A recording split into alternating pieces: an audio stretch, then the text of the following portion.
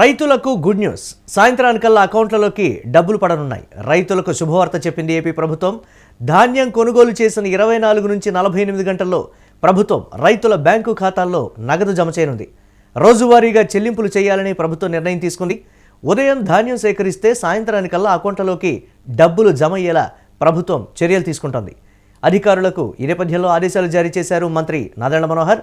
2025-26 ఖరీఫ్ సీజన్కు సంబంధించి ధాన్యం కొనుగోలు ప్రక్రియలో 94% మంది రైతులకు 24 గంటల్లోనే వారి బ్యాంకు ఖాతాల్లో నగదు జమ అయినట్లుగా కూడా తెలుస్తోంది. దీనిపై మరిన్ని అప్డేట్స్ మా కరెస్పాండెంట్ కిరణ్ అందిస్తారు. కిరణ్, 24 గంటల్లోనే రైతుల బ్యాంకు ఖాతాల్లో నగదు జమ అవుతుందంటే దీనికి సంబంధించి ఏంటి రైతుల ఆనందం వ్యక్తం చేస్తున్నటువంటి పరిస్థితి ఏంటి, అప్డేట్స్ ఏంటి, ఏ విధంగా చూడాలి దీన్ని?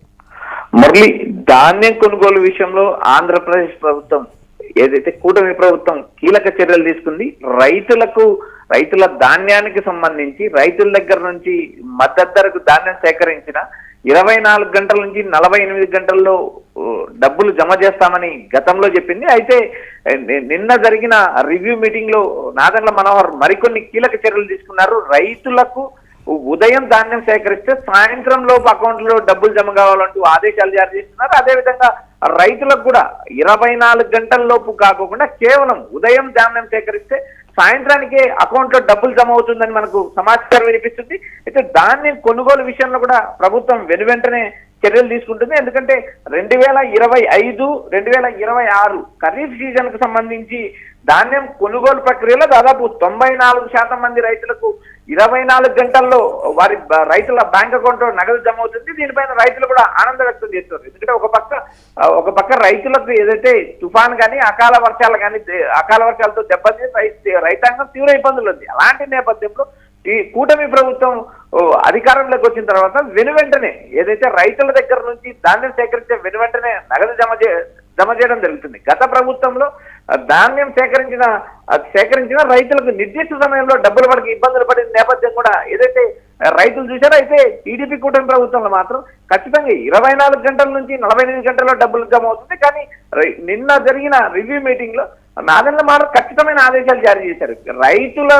రైతులు ఇప్పటికే కష్టాల్లో ఉన్నారు, వారిని ఆదుకోవాల్సిన అవసరం ప్రభుత్వం మీద ప్రభుత్వం తక్షణం చర్యలు తీసుకుంటుంది. కాబట్టి ధాన్యం సేకరించిన రైతులు ఉదయం ధాన్యం సేకరిస్తే సాయంత్రంలోపు రైతుల అకౌంట్లకు నగదు జమ కావాల్సిందంటే ఆయన ఖచ్చితమైన ఆదేశాలు చేశారు. అదేవిధంగా అధికారులు కూడా వెనువెంటనే తీవ్ర ఇబ్బందుల్లో ఉన్న రైతాంగాన్ని ఆదుకోవడానికి ఒకవైపు అధికారులు కూడా తీవ్ర కృషి చేస్తున్నారు. మురళి, అంటే దీనికి సంబంధించి ఆర్థికపరమైనటువంటి ఇబ్బందులు ఉన్నప్పటికీ, ఆర్థికపరమైనటువంటి భారం ఉన్నప్పటికీ కూడా మేము రైతుల విషయంలో క్లారిటీగా ఉంటున్నామని కూడా ప్రభుత్వం చెప్తున్నటువంటి పరిస్థితి. ఈ అంశానికి సంబంధించి ఏంటి?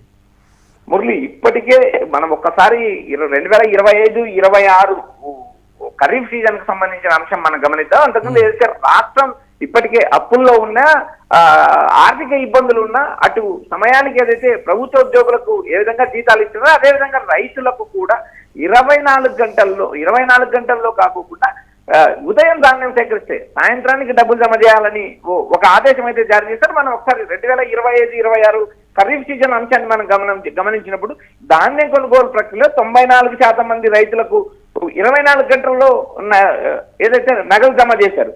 ఈ ప్రస్తుతం అయితే ఆ సిస్టాన్ని మార్చి ఉదయం సేకరిస్తే సాయంత్రానికి డబ్బులు వేసేలాగా అధికారులు చర్యలు తీసుకోవాలని నాదెండ్ల మనోహర్ ఇప్పటికే ఆదేశాలు జారీ చేశారు.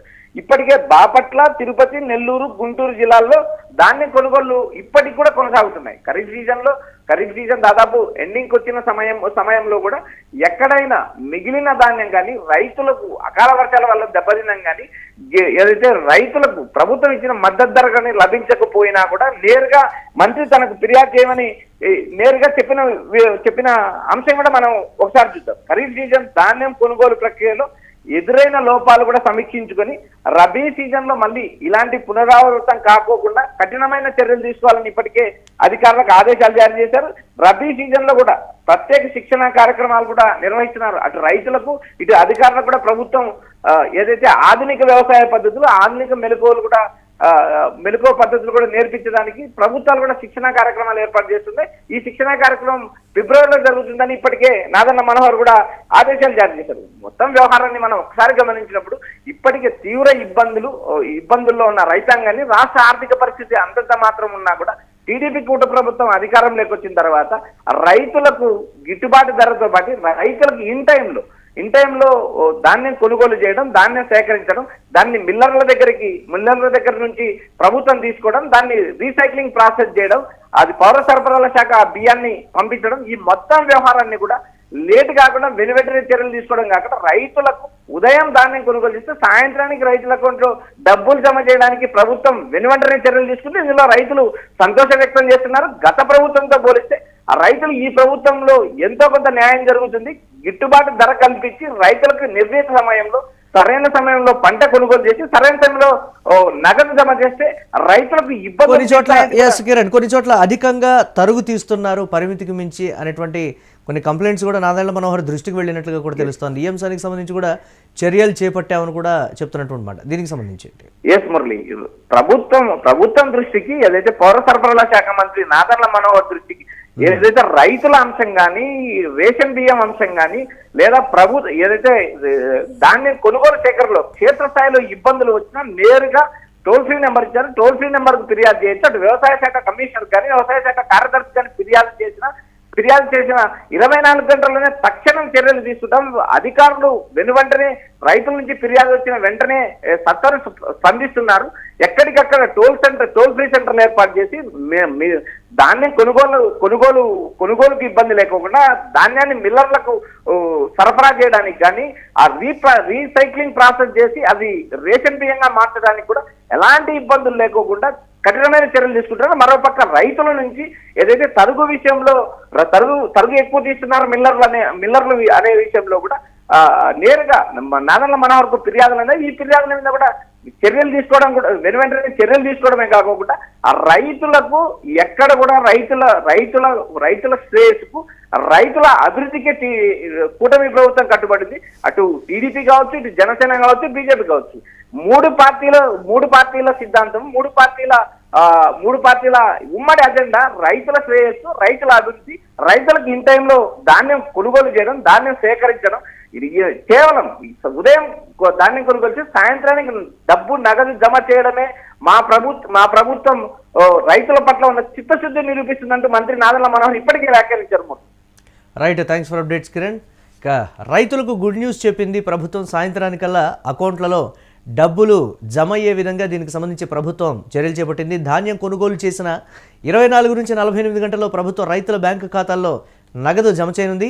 రోజువారీగా చెల్లింపులు చేయాలని ప్రభుత్వం ఈ నేపథ్యంలో కీలకమైనటువంటి నిర్ణయం తీసుకుంది. ఉదయం ధాన్యం సేకరిస్తే సాయంత్రానికల్లా అకౌంట్లలోకి డబ్బులు జమ అయ్యే విధంగా ప్రభుత్వం చర్యలు చేపడుతోంది. అధికారులకు ఆదేశాలు జారీ చేశారు మంత్రి నాదెండ్ల మనోహర్. 2025-26 ఖరీఫ్ సీజన్కు సంబంధించి ధాన్యం కొనుగోలు ప్రక్రియలో 94% మంది రైతులకు 24 గంటల్లోనే వారి బ్యాంకు ఖాతాల్లో నగదు జమ అయింది.